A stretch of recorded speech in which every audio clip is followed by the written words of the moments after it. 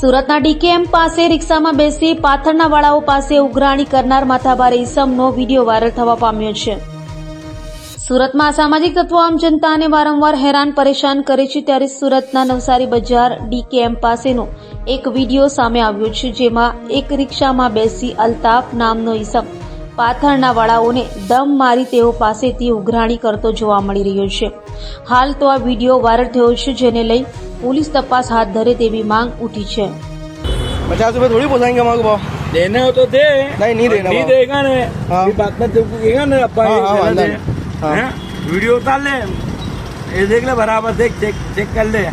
तू क्या मेरे को चियार बना रहा है? कुछ नहीं बनाएगा बाबा, हम फ्री में मांग रहे थे मार, तो हम किसने ने फ्री में तुम्हारे को मार दे बाबा। तो हम पुलिस में है, तुम ना नहीं कहते, तुम भाव टू भाव का पैसा दो। ले तेरे बाप से बात कर, ठीक है? ये उड़ा उठा, तू उतना होशियार नहीं है जा रे।